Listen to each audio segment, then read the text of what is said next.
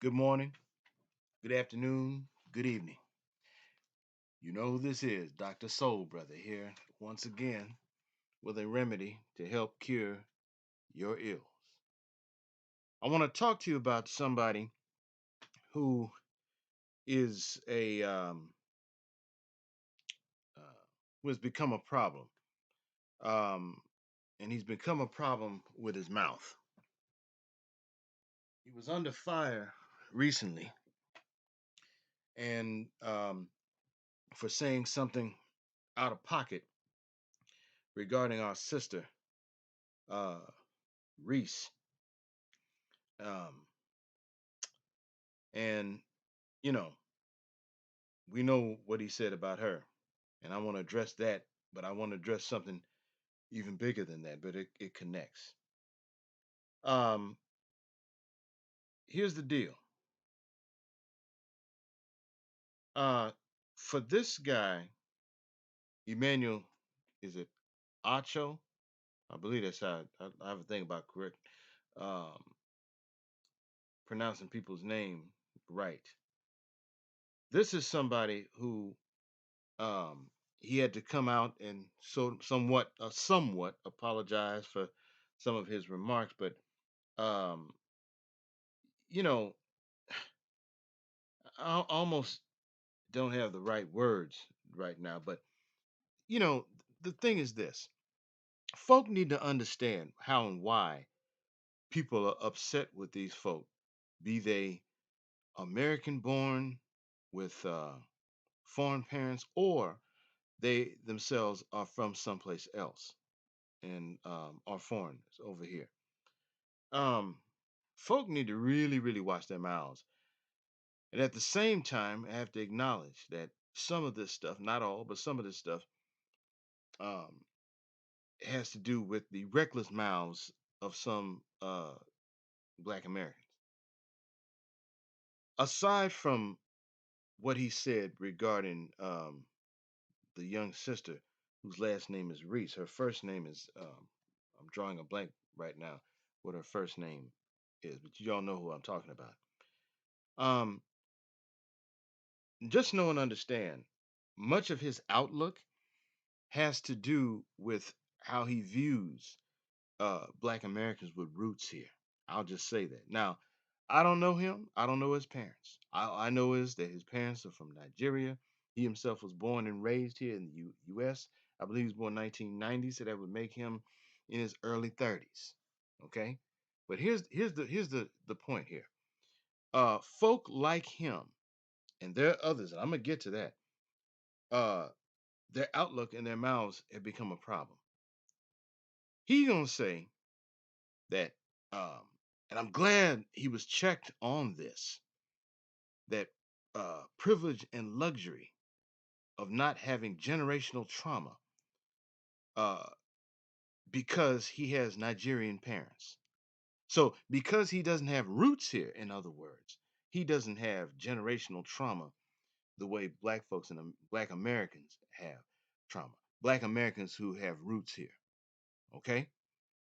Um, in many ways, that kind of ties in or similar to a remark that was made on a show done February 10th, 2020. Y'all can look it up.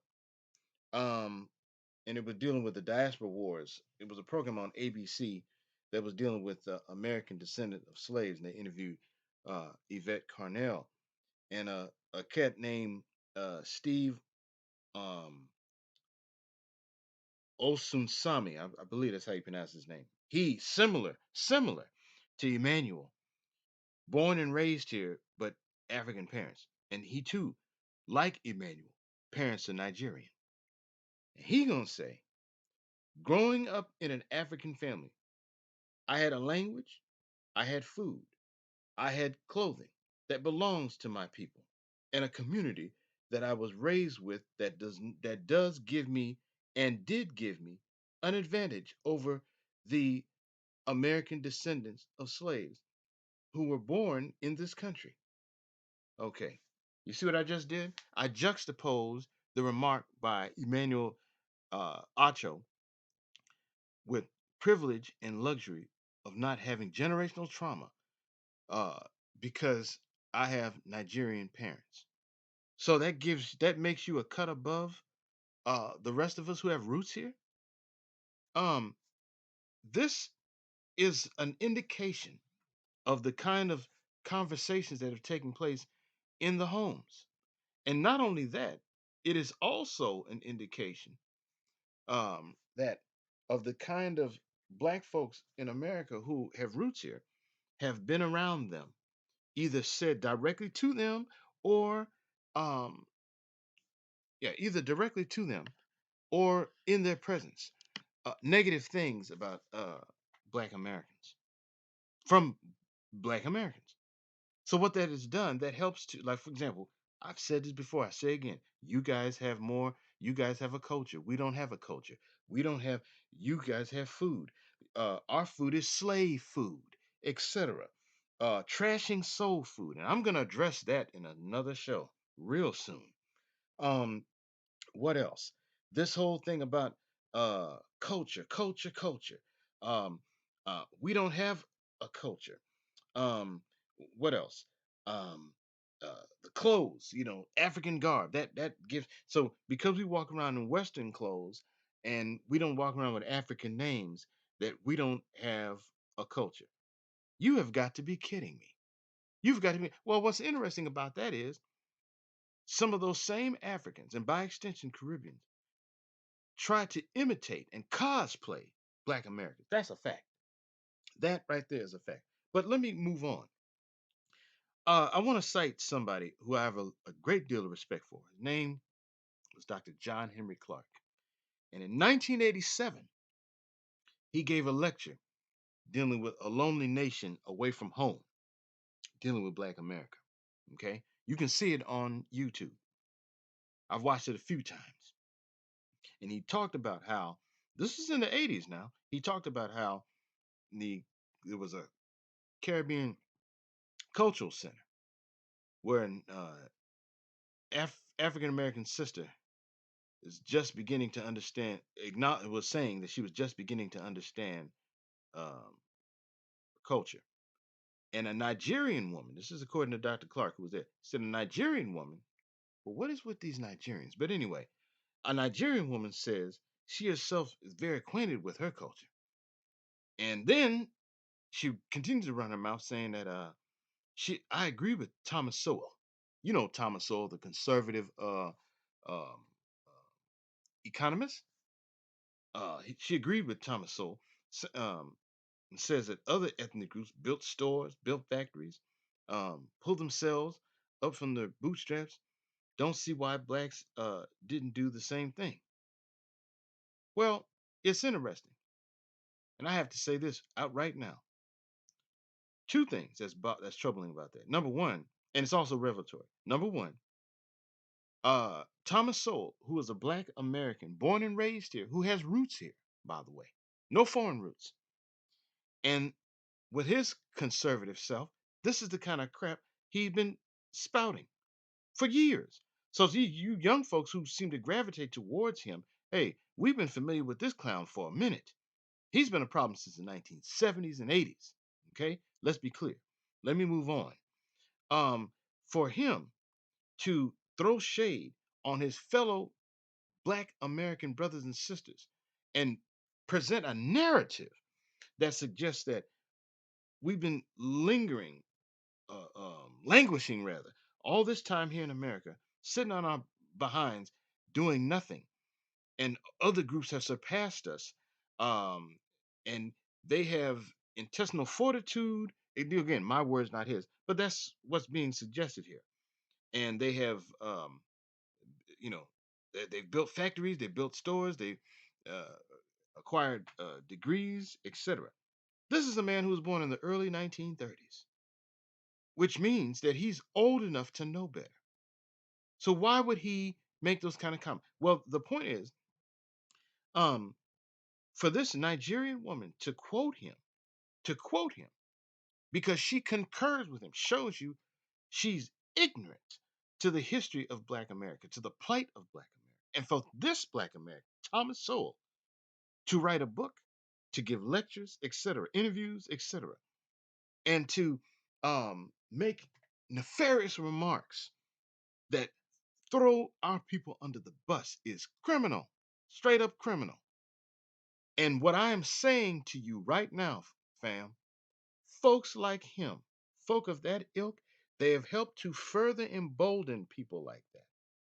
Emmanuel Acho and Stephen Osun Sami, folk like that who may be born and raised here but have foreign parents, they believe that they are somehow a cut above the rest of us because they don't have quote unquote generational trauma and this thing about having an advantage um, over American descendants of slaves, Black Americans who have roots here, because he had clothing, a language, etc. Okay, so because many of us don't speak an African language, then we're handicapped because we're not walking around in African garb. We're handicapped because so um you know because anything the perception is anything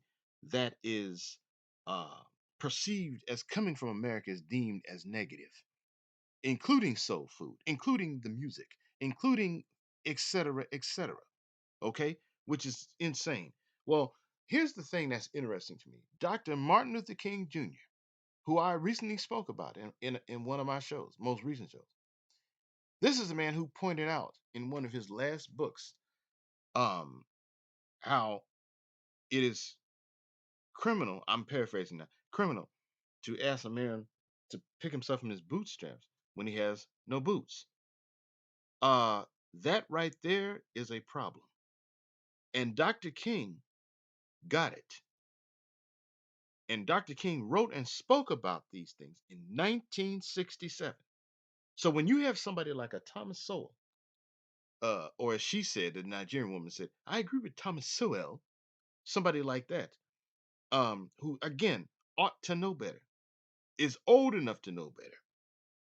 You mean to tell me that you are going to spout the same racist rhetoric of these white bastards who don't have our best interests at heart, who um love to get off? I'll say that, love to get off. They get their jollies comparing us to other people. What did Malcolm X tell us?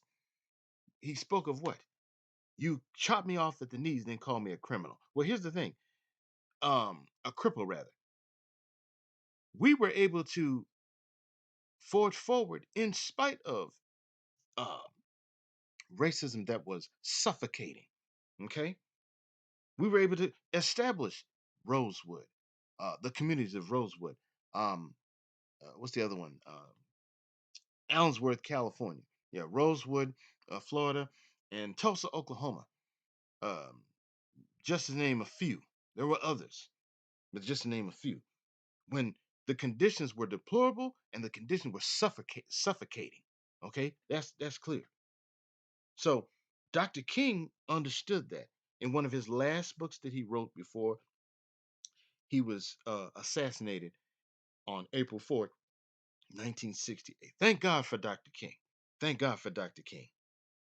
And again, as I mentioned before, for those of you who want to throw shade on Dr. King, shame on you and how dare you? You a bunch of ingrates. But let me continue.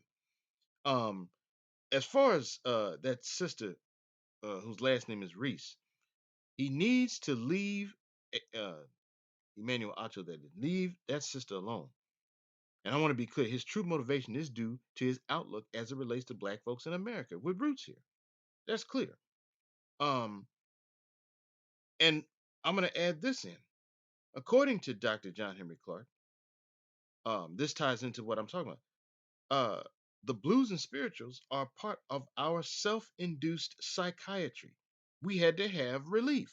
So when this clown wants to sit up talk about uh, privilege and luxury of not having generational trauma because he has Nigerian parents, there are two things that can be. I'm giving immediate pushback to that. Number one, as Dr. Clark said, the blues and spirituals are a part. of our self-induced psychiatry. We had to have relief.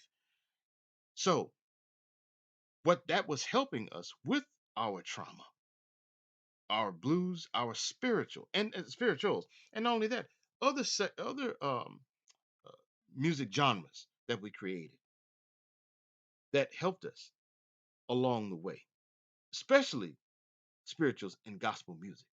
Let's be clear. And as far as trauma goes, um, and I think this was pointed out on Roland Martin show, and to their credit, they gave pushback to this, and I have to say to them, it's about time. Um, and it was pointed out that there is trauma, generational trauma, for those who come out of colonialism, whether you're talking about the continent of Africa or the Anglophone or Francophone Caribbean. Generational trauma. So don't sit up and act like generational trauma is unique to Black America. No, it is not. No, it is not.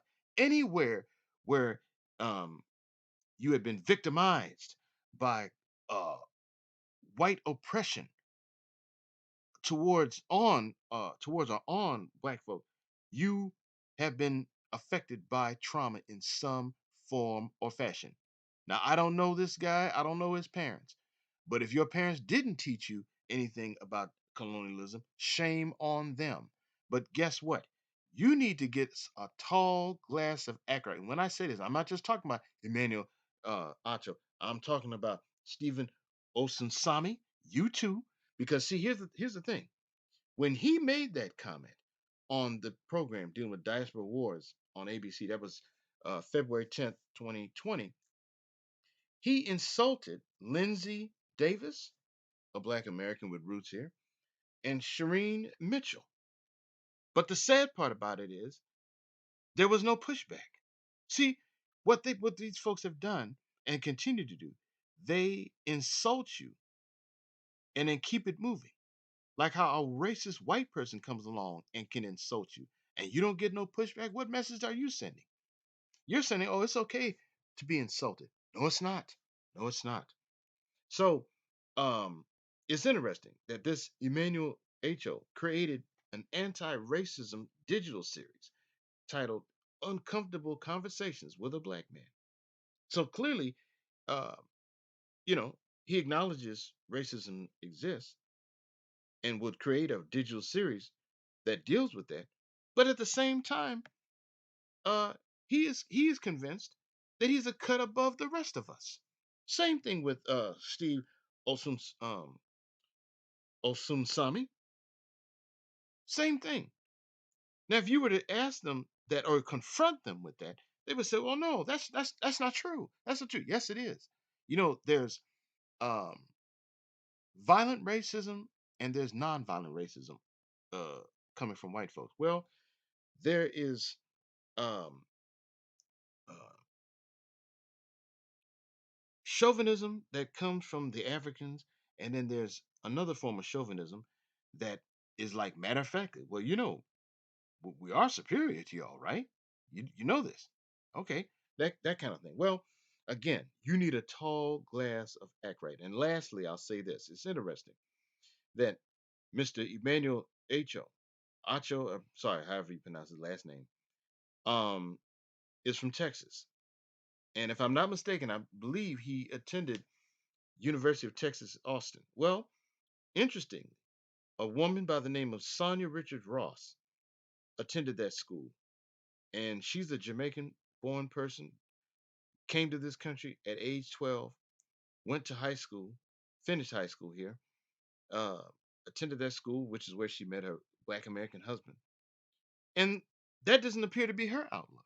As a matter of fact, she purposely, as a youngster, as a minor, as a teenager, went out and became an American citizen because she had become friends with some Americans, and she uh, to show some kind of solidarity with them.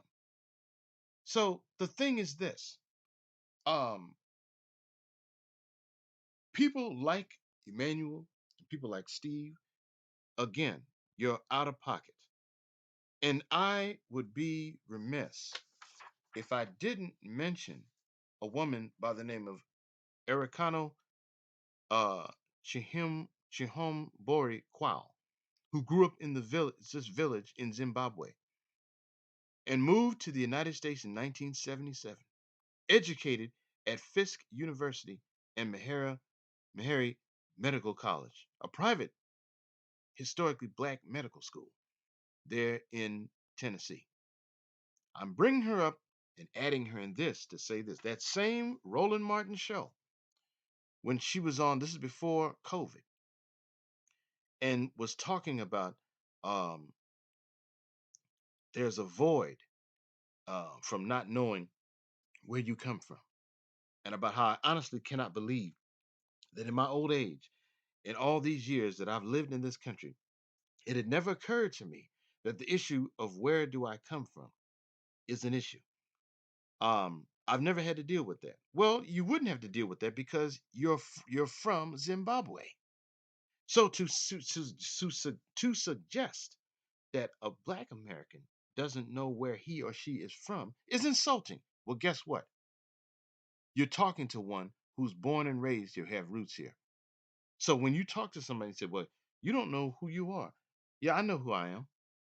I was named after my mother and father. Well, not after, but named by them.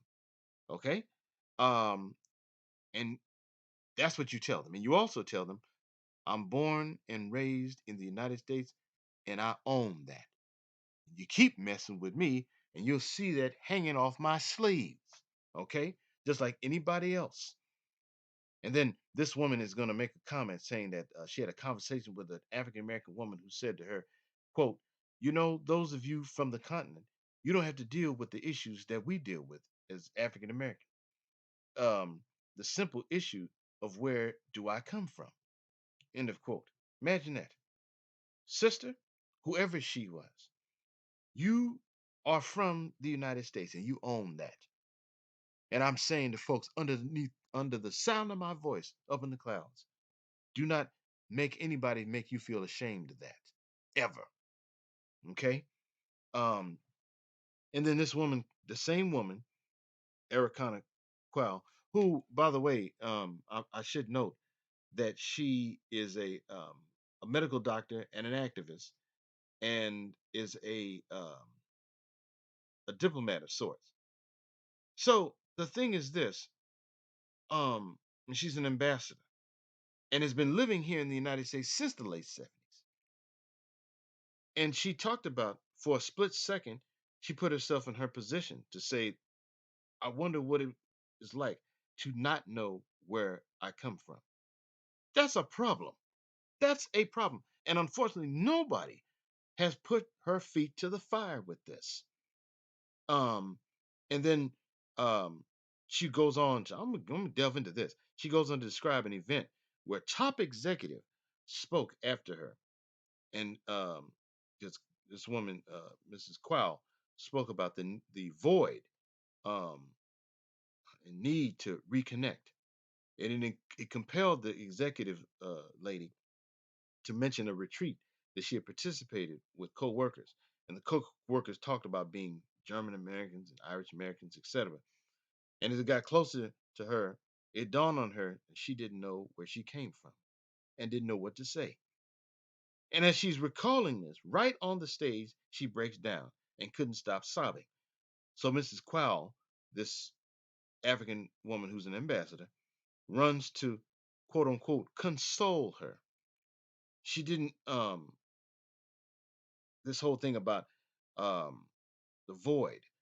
And then she wants to say to us, this Miss Ambassador, that Africa is your anchor. No, the US is our anchor.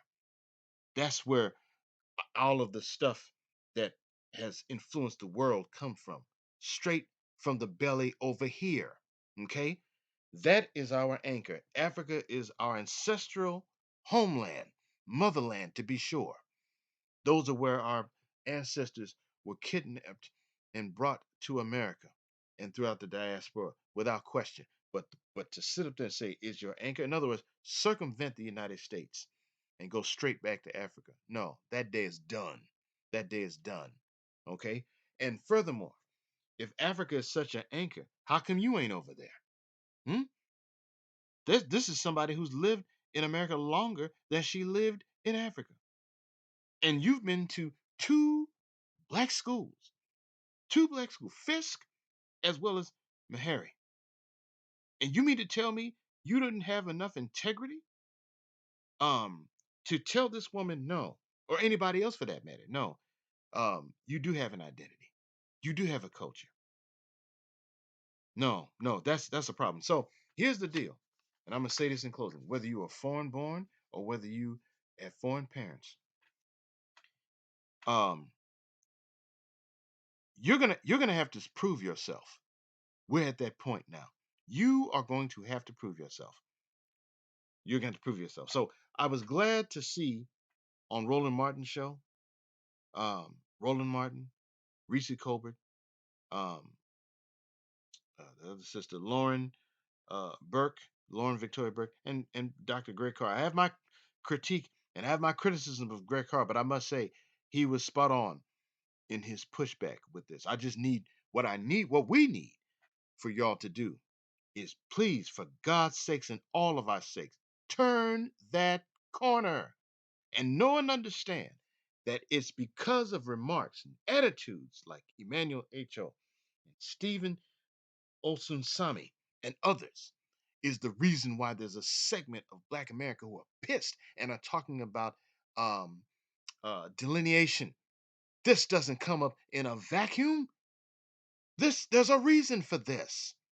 So just know and understand. So that's what I meant early on when I said y'all should have been uh, uh, speaking up. But hopefully, this will compel you to understand where folks are coming from. So I'm going to end right now. Hit the subscribe button, please. Hit the like button. Hit the comments. Pass the word to others. My show here is about putting a battery in folks' back and educating as best I can and celebrating our history and culture and heritage in this country. Um, there is nothing, nothing, nothing for us to be ashamed of. And as Dr. King said, yes, my people were slaves. I'm not ashamed of that. I'm more ashamed of those who made them slaves. So guess what? You don't get to shame and guilt any of us who have roots here in these United States. You don't. You are out of pocket to do that. So on that note, I'm going to end this. And to those who are like Emmanuel and some of these other ones, you need a tall glass of act right. And you need to back up off of us. Until the next time, God bless.